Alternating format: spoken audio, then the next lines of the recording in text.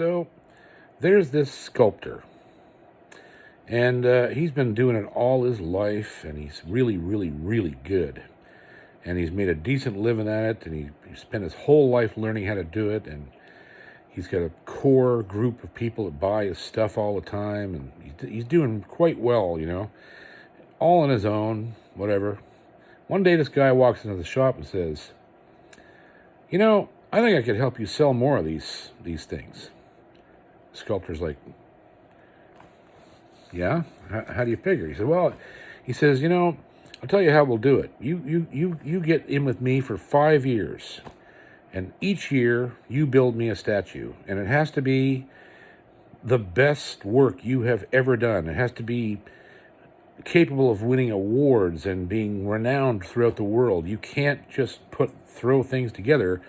You've got to make me the best work you've ever done in your life, and you do that once a year for 5 years, and there you go. And the sculptor's like, okay, great. He says, well, that's about $40,000 to make a statue like that. And the guy says, no, I'm not going to pay you. That's your problem. You just give me the statue.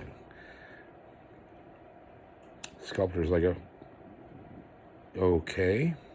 He said, yeah, and then I take the statue, and I go back to my place, and I make copies of it, and I sell it all over the world, and I pay you about 8 or 10% of those sales. Okay. All right.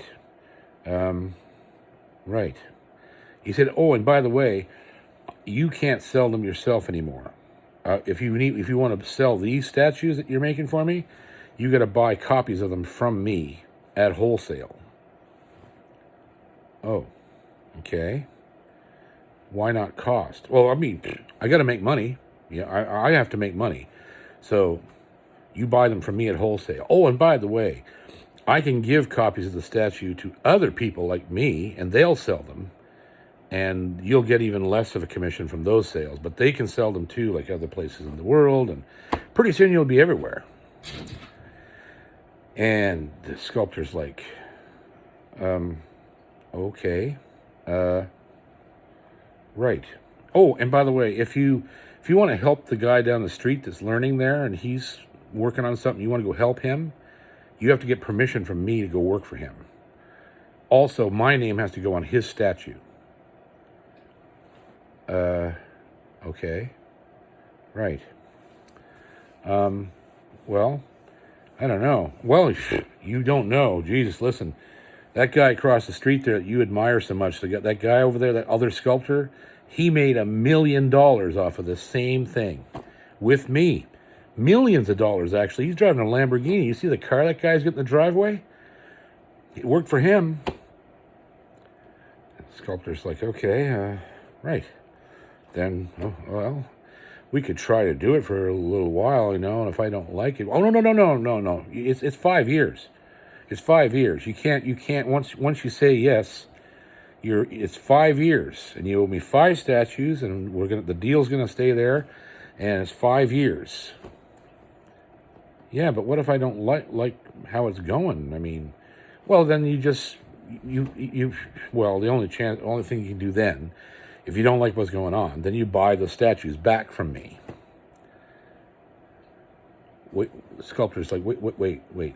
So I make the sculptures, the statues, and I paid for the materials and the time, and I gave them to you for free. But if this doesn't go well and I want them back, I have to pay you for them? Oh yeah, that's how it works. That's the deal, man. It's no problem. Don't worry about it. It works. And I won't charge you much. I'll just charge you whatever I think I could have sold if you had stayed in the deal. It'll only be, $60,000, $70,000, $80,000, $100,000. Sculptor's like, okay, well, if Buddy did it, I guess I can give it a shot. Now, does this sound absolutely insane to you? If it does, it's because it is. That sculptor would have told that guy in real life to get the hell out of his shop and pound sand directly up his asshole from the driveway. But you know what?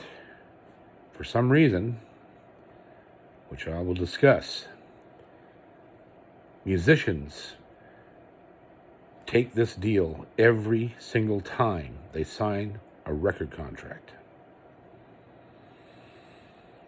Holy fuck, we're stupid.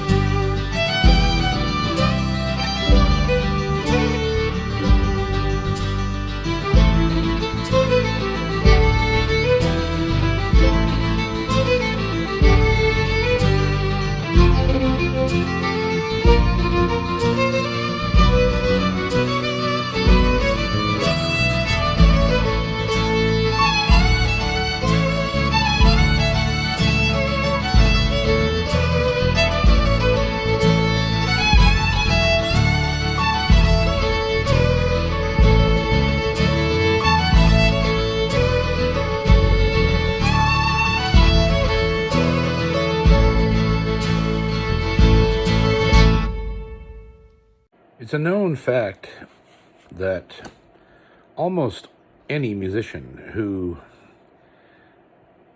rises to the level that hundreds of thousands or tens of thousands or even millions of people follow them on a daily basis or try to emulate them or any of those things, that when they reach that level of ability where everyone who hears them takes a little piece of them away with them because it's so good, that every time that happens, that type of artist is almost always, not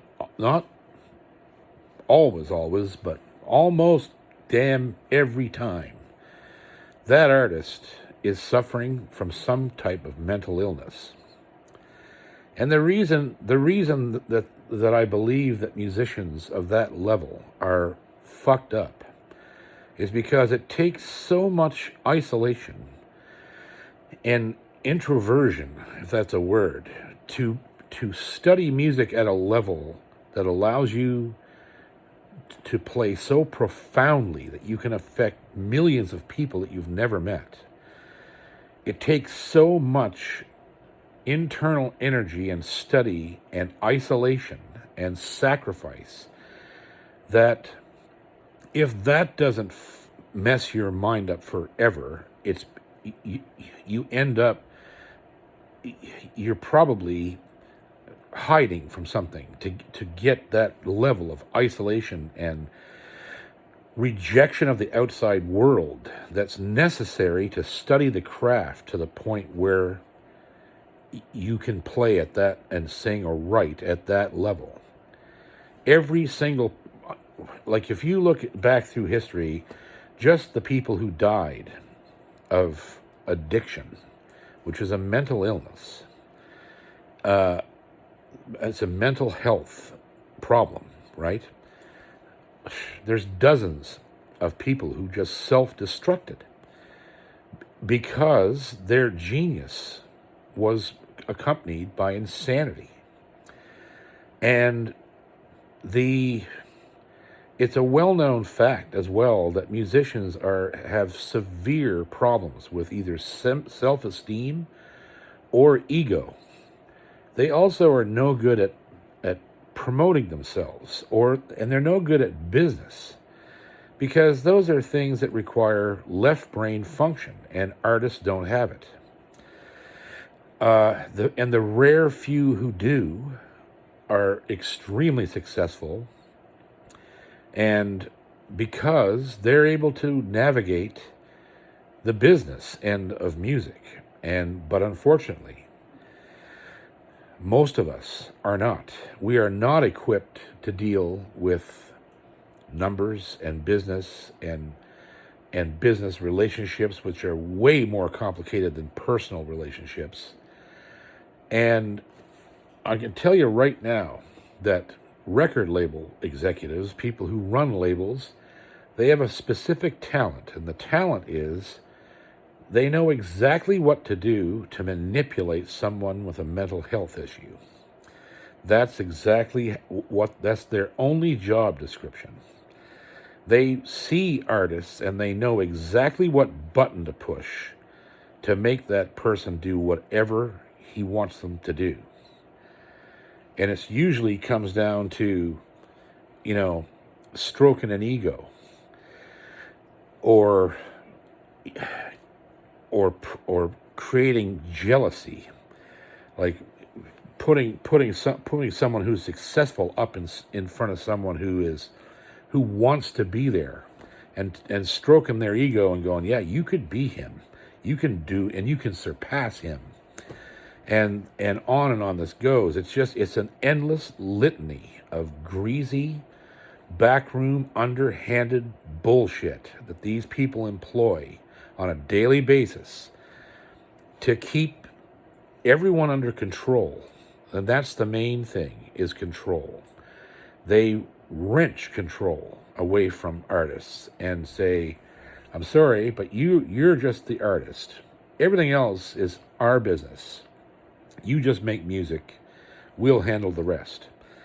And the people that trust these individuals, 9 times out of 10, probably more like 9.8 times out of 10, they lose everything they own, because it's a lie. It's an absolute lie. And one of the frustrating things about this for me, and one of the reasons, and you can probably already tell right now that I get absolutely pissed off even talking about this. The record industry is the biggest sham that's ever existed, and I'm going to tell you why. Because it doesn't exist without the artists. If there was nobody willing to sign their lives away to these people, they wouldn't exist. What are they going to sell? Crockery? Like that's what their business is to utilize the genius of an artist to make money. So without the musicians coming forward, they all die rotting, horrible deaths. And it's frankly, half of them should. And the company should all go under, because they have no purpose.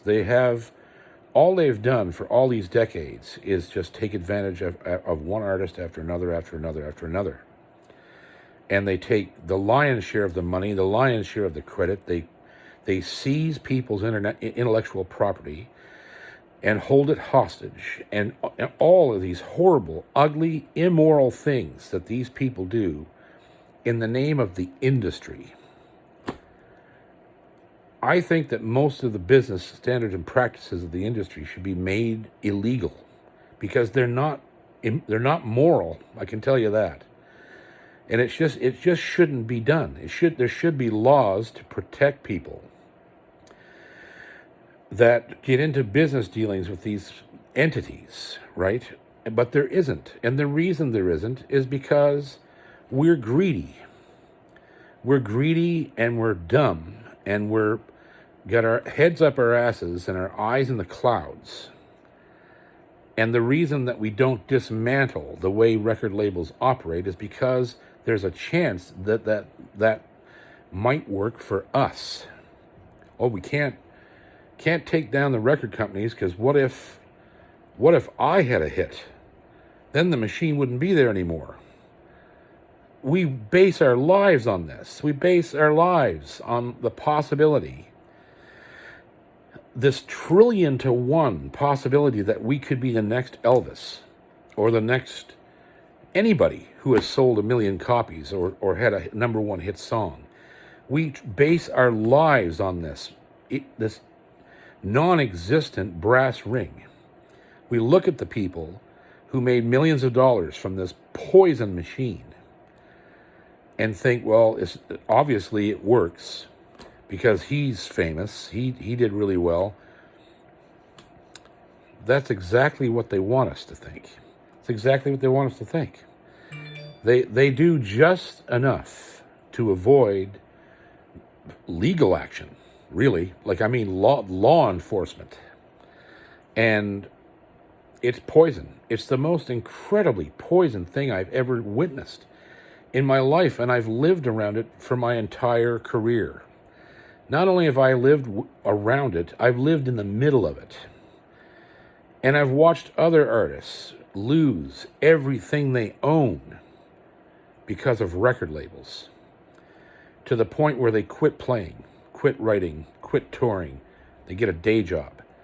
And these are people that are immensely talented, and they end up in the gutter or almost one step away from it.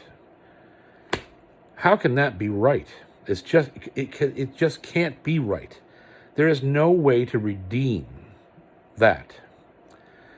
And I've been saying this for years, and I don't give a fuck who likes it. Because if the truth be told, the people that are working, the artists that are involved with labels, they don't say anything because they're in the machine and experiencing some type of success. The fact of the matter is that if a guy makes $1 million selling records, right? The label made 8 million or 10 million, right? And management made millions. The money that's left over for the artist is just a small percentage of the money generated by the artist. Elvis Presley, at a time when a full LP only cost about $4, this man was a multimillionaire. Well, guess what? Colonel Tom Parker took half of his income. RCA had already taken 80% of it.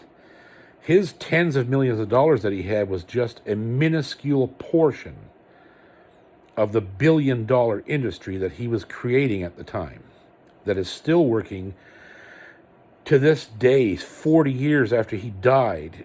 His name is still making money for labels, management, estate, executors, you name it. It's absolutely poison that the artist doesn't get the lion's share, and never have and never will. And without the artist, there is no revenue at all. None. They are 100% responsible for creating the product that's being fucking sold. So once the album was done, there was a few sidelines happening along this time. One thing that I have to mention that's going to become very important and prevalent possibly later on in this series is the sheer number of bass players I've had in my life. I've had, I think it's around 20 different bass players have worked for me. And sadly, many of them couldn't come to terms with Hilda. She was hard on a lot of them, maybe not meaning to be, but they just couldn't, and they also couldn't handle the tension between me and her, which was prevalent all the time. And so a lot of them quit because of that, and then I think a larger number of them quit because, well, I know a larger number of them quit because they just could not handle the schedule. From the moment we took that first gig and signed on with Max, and took the first Soundscapes gig and started playing all the time, we were literally out on the road 250, 300 days a year. It just exploded even before Another Morning even came out. The touring schedule was starting to get just insane, which was fine by me. Like I said earlier, I was in it for the money. I wanted to get myself situated for the rest of my life. I still wasn't even 30 yet, and I could see the potential. I could see my earning potential, and I thought, this I can get this done. I can make this so I don't have to, be ripping, tearing, and killing myself out in the road for until I'm 80, and if I even live that long. And so In those days, of course, mostly because of my PTSD from my childhood and stuff, I didn't think I was going to live long. I figured I wouldn't even make 40. So I thought, okay, well, we got to get it done. So I went through a tremendous amount of side people and they were all good. They were all good players. And so this was unfortunate, but it happened. So we got home. I got home from mixing the record, and it was a couple of weeks in, and we were waiting. It wasn't going to be long before it came out, and I thought, I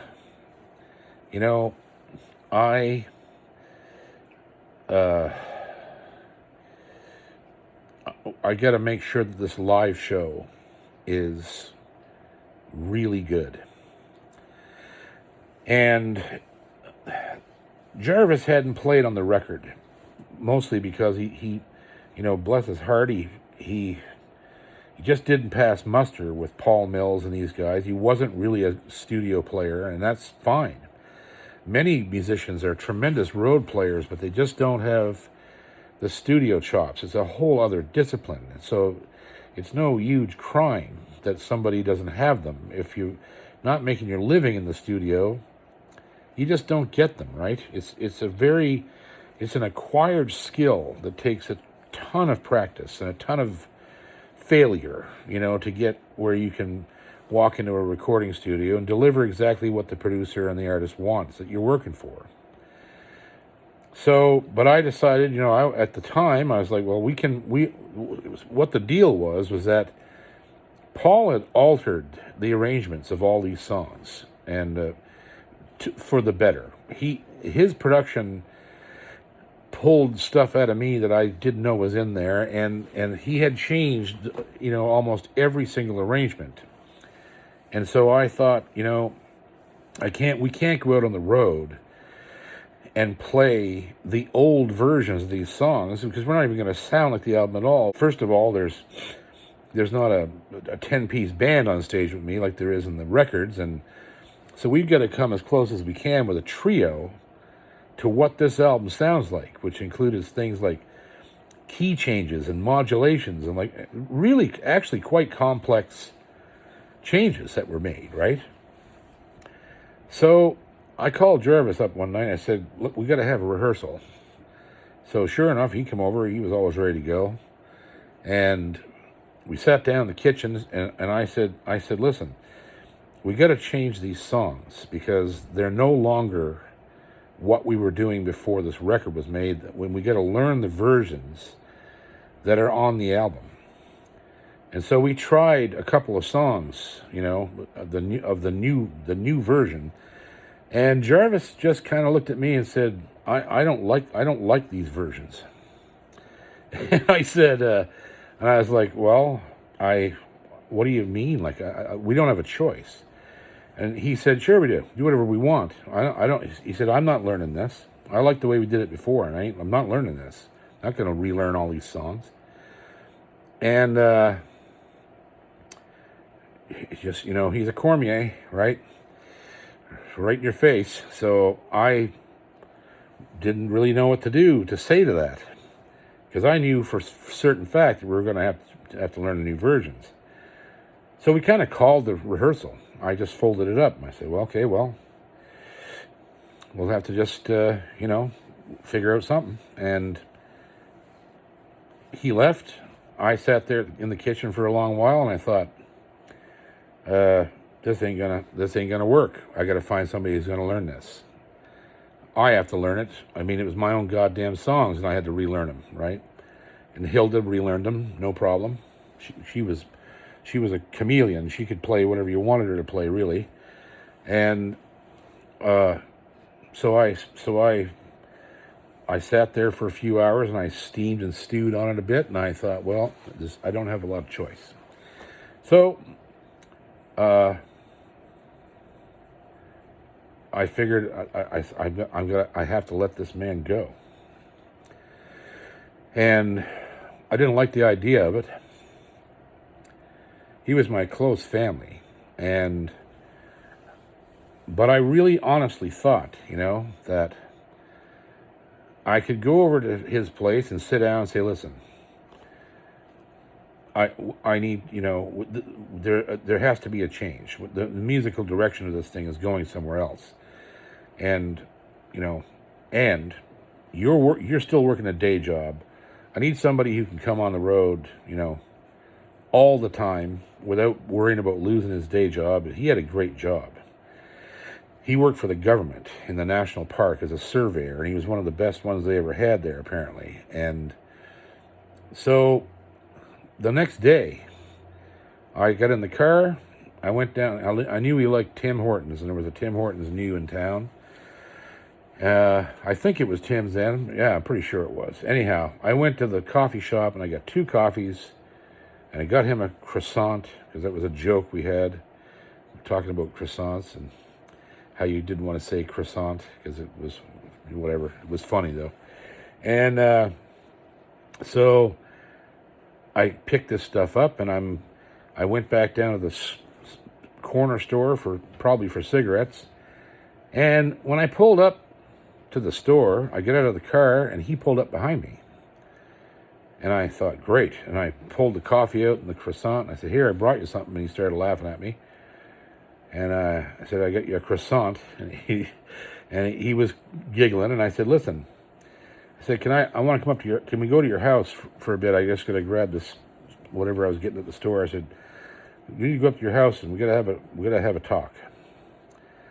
He said, oh yeah, what about? I said, I got to make some changes in the band.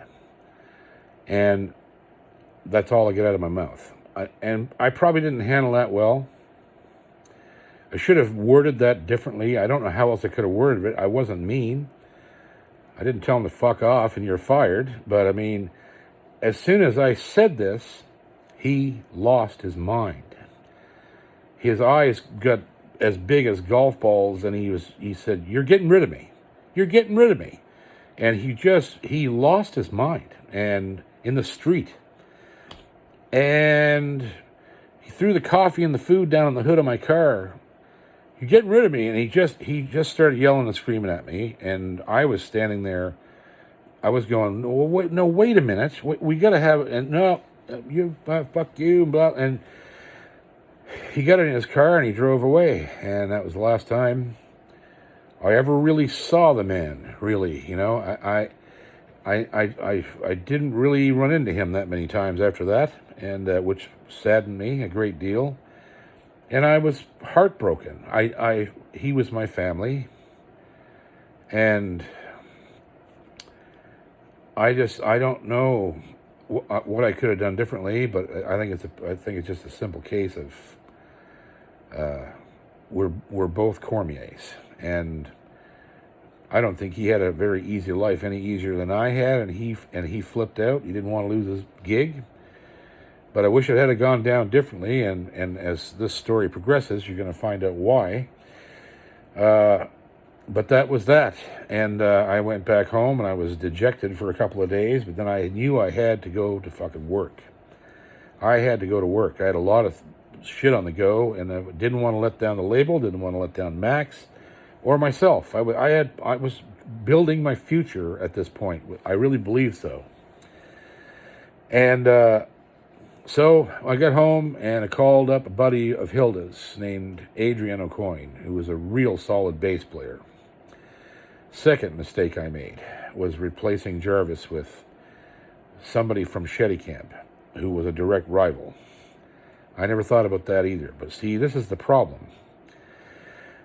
When I was, and I've said this before, I came up in this business hard. If you couldn't do a job, you got fired and you were replaced. Or if the band leader decided that he didn't like your goddamn shoes, he could fire you and replace you. And there was none of this crying and whining and fighting, and you just didn't do it. You had to have respect for people. Especially, you had to have respect for band leaders, even if they did shit that was not in your favor. So you were fired. Okay, so that's one strike against you. You don't want to go out and start ripping him an asshole to everybody, because that makes it even worse. If you get fired and walk away quietly, and just say, yeah, well, he just wanted to make a change, and because the guy, the band leader in the places where I worked, the band leader didn't go around, you know, crapping on the people he fired. Sometimes they wouldn't even use the word. They would just say, well, he left us. It was an internal thing that occurred in bands in the States. When it was very internal. The band leader was the band leader. What he said was fucking law. And you didn't argue with them, and you didn't try to you didn't try to exert force on the band leader. He ran the band. It was his music, his songs, his arrangements, his name on the marquee. That you had respect for the people that you were a sideman for, no matter what happened. Unless they just walked up to you and punched you in the face, then that's different. But if your ass get caught in the machinations of the band and the business, tough shit. You move on. That's how it works. And then if you don't say nothing and just play her cool, it could be the very next day that band leader just fired you, as giving you a reference to go to work for somebody else. I've seen it a million times. And so I didn't do none of these things occurred because of any animosity or meanness on my part. I was trying to keep the band going the way it was, the trajectory that was being set for me, not only by myself but by the label, management, people around me. I was expected to be able to pull shit off on stage, not only that was on the record, but to design and arrange new material, because this was not just a single album deal. It was a 3-year deal, I think, or 4, I can't remember now. And I owed these people, no, it was 3 albums, so I owed them 2 more records, right? So I called Adrian, and of course he came on with the band, and off we went. Off we went. So when this record came out, boy, it came out gangbusters, balls out. I thought it was a pretty good record. It wasn't what I imagined it to be in my head before we started. It had gone a different direction, but when this record came out, people lost their minds. This album, I was told by somebody in the industry here in the Maritimes that the week that this thing hit the stores, that I outsold Shania Twain and apparently, I don't remember, there was another one. There was another new album out. I outsold both of them. Now, mind you, we're not talking about big numbers here because it's the Maritimes, but New Brunswick, Nova Scotia, PEI, like Shania Twain had sold 700 or 800 units, and I had sold like 1,200. And it went gangbusters. And it got on commercial country radio. Some adult contemporary stations were playing it, and of course the single was Another Morning. And I couldn't believe it. I was kind of shocked, and to this day I still believe in my heart that Borealis didn't know. They didn't have a clue. They were in Toronto, and Toronto people, unfortunately, just aren't clued into what's going on outside of Toronto. But they had got the record into the proper hands in the radio world here on the East Coast, and this song went up the charts like a rocket to number 2. Now, this is all going on like really fast, and I get this call from a programmer in Sydney at the biggest country station in Sydney, they're affiliated with all the stations in the Maritimes, Country 101 in Halifax, like the biggest stations in the province. And of course, even at that time, they were owned by a company like, it wasn't Chorus Entertainment, but it was a company like that, and it was American. These stations were programmed by the U.S., by computers in the U.S. But thank God for the CRTC, there has to be 30% content on Canadian radio. So Canadians were able to get on the charts because of the CRTC, and the American programmers let the right artist and the right song go into heavy rotation on these stations. And by God, Another Morning hit it hard.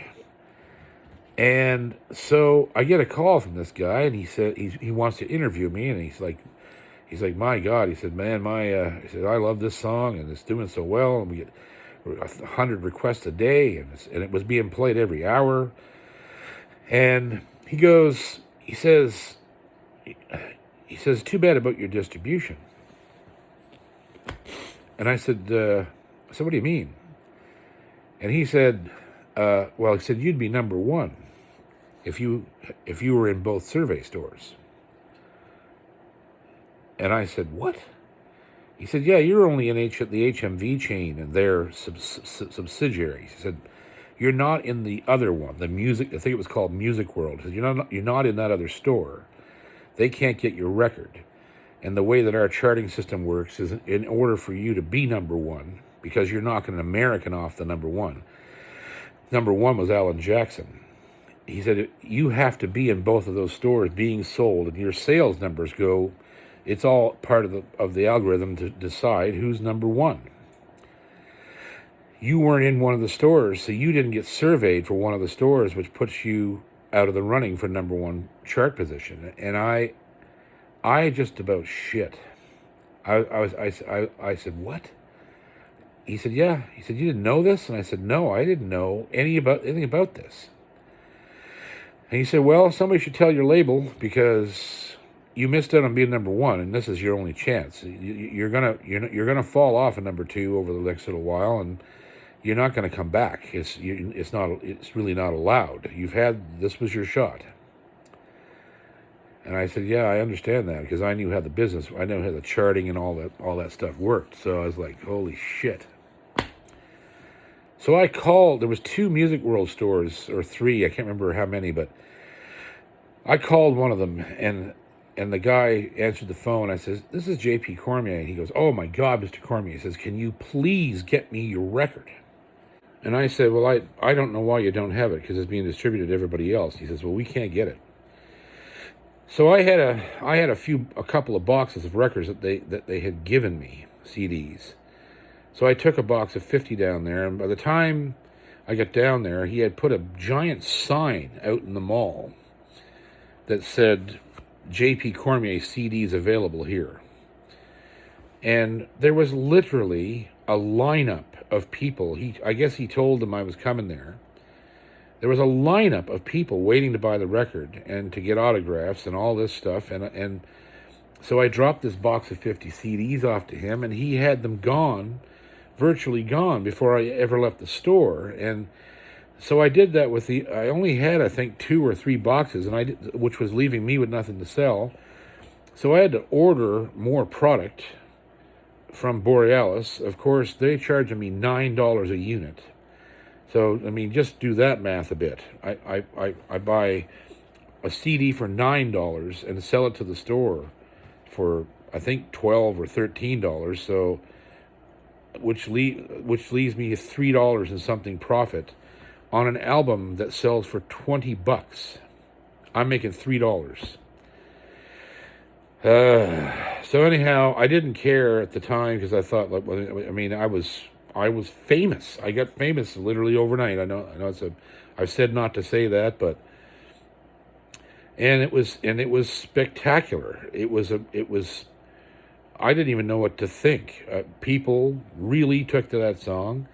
They took to Kelly's Mountain. They took to the Molly May, the Gilgit, like all the songs on that record. People just loved them, and thanks to Paul Mills, man. Paul knew what to do, and he opened all the doors for me with that production that I thought was so bizarre.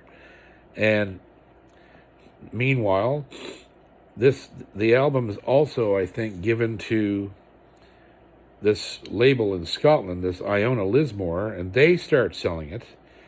And it isn't too long after that we start getting word back from that I'm on the European charts at number 1 with The Island, a whole other song. They didn't even use Another Morning. They used The Island.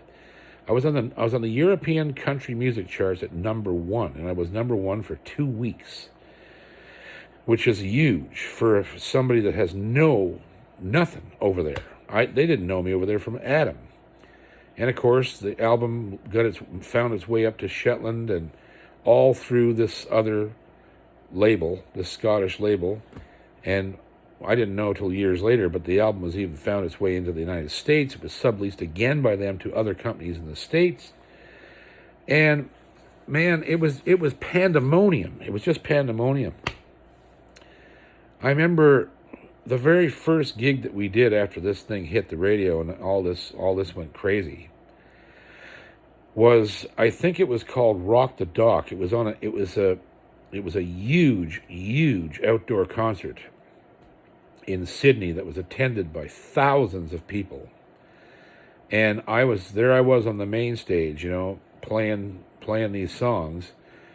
And I remember I didn't realize, I knew, I'd been around people who had achieved fame, massive fame, way more than mine.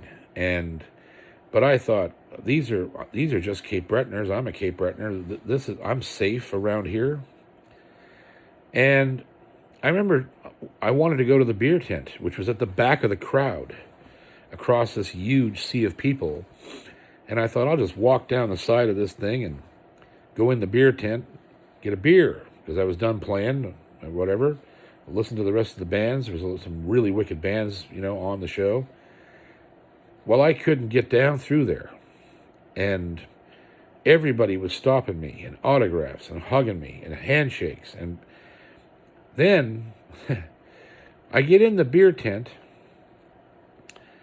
and I get my beer, and this couple walks up to me. They're young, probably younger than I am. This girl, who was gorgeous, was probably 20 or 21 years old, and her boyfriend's right there.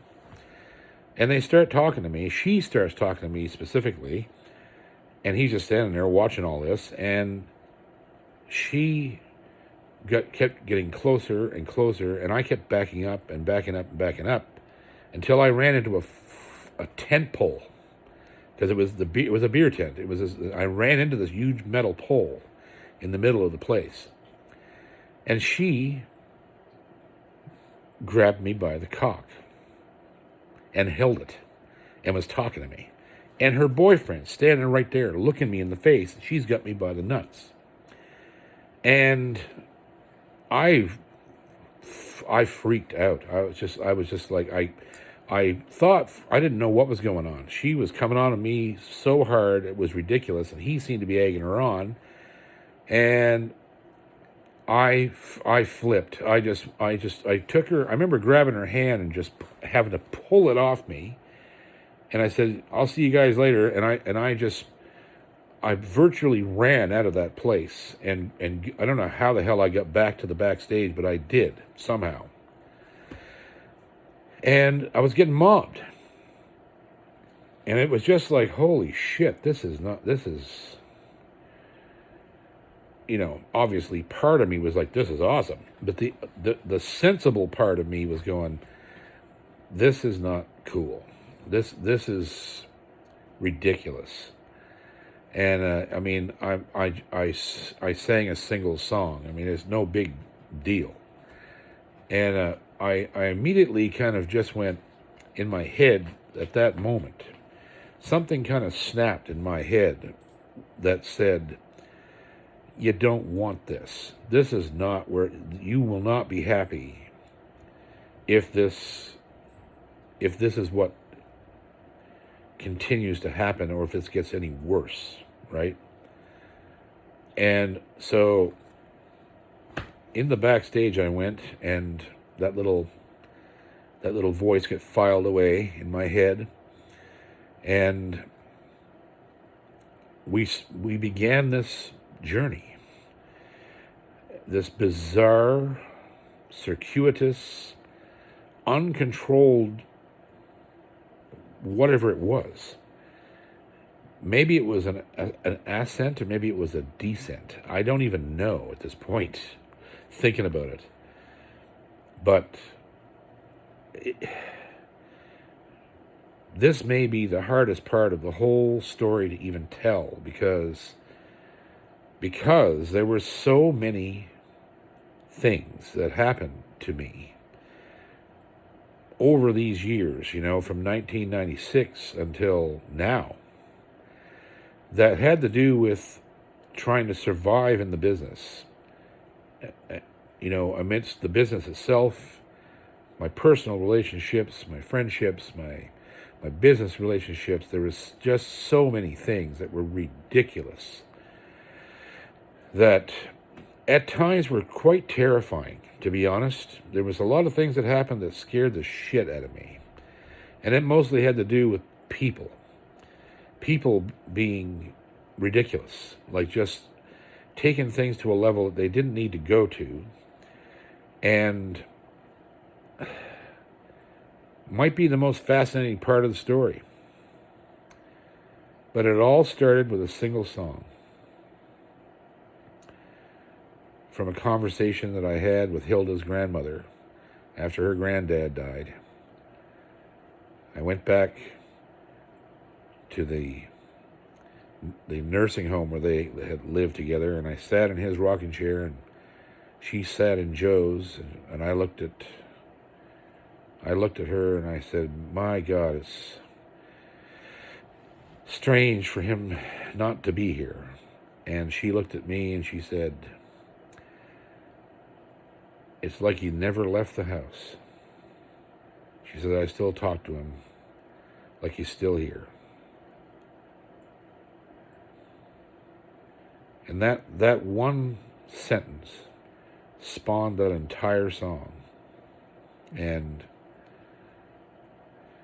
it made me who I am right now. It's weird. I mean, it was not the vehicle that I thought would bring me success. And it set a precedent in my career, in my life, that forced me to continue writing songs.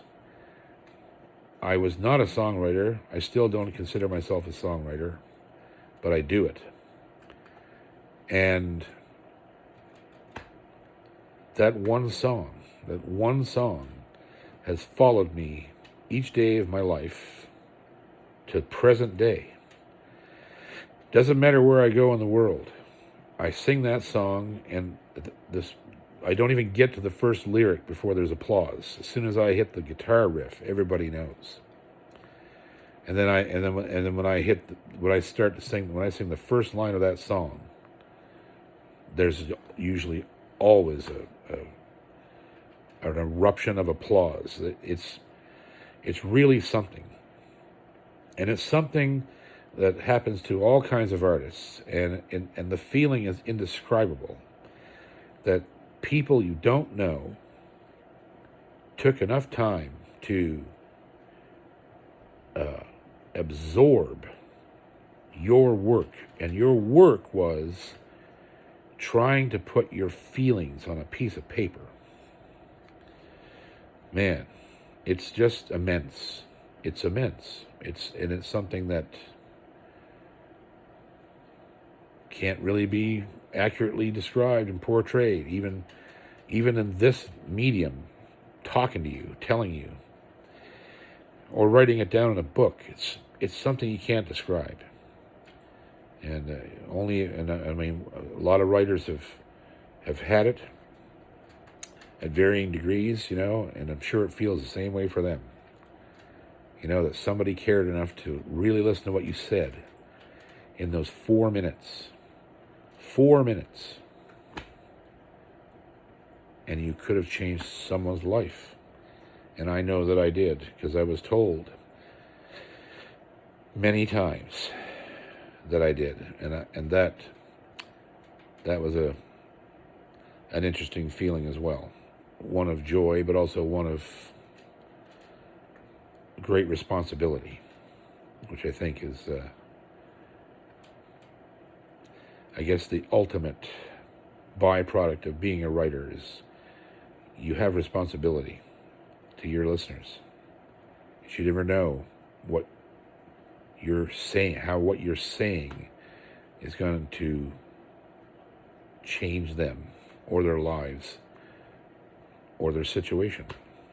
And I guess that's why we write.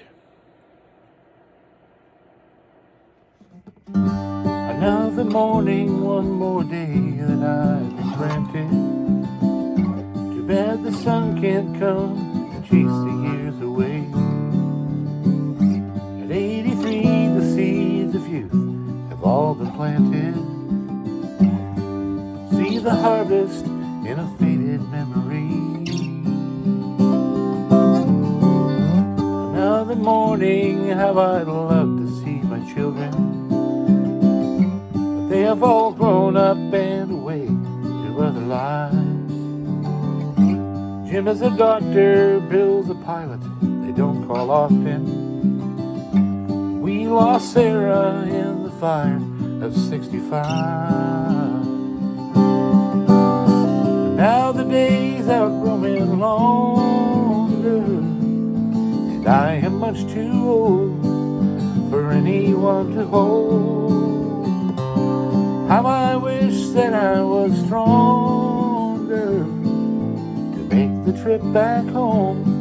Can I make it all alone? Another morning, feed the cat and watch the TV. Days like this when I miss Catherine the most. I lost her last May when the sickness took her from me. But I still talk to her like she never left the house.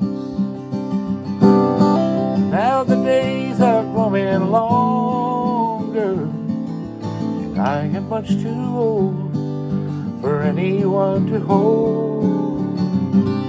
How I wish that I was stronger to make the trip back home. Can I make it all alone? Another morning I have watched the children playing, without a thought or care how they spend their lives. Someone should warn them that the years come slowly creeping. One day they will see the world through my eyes.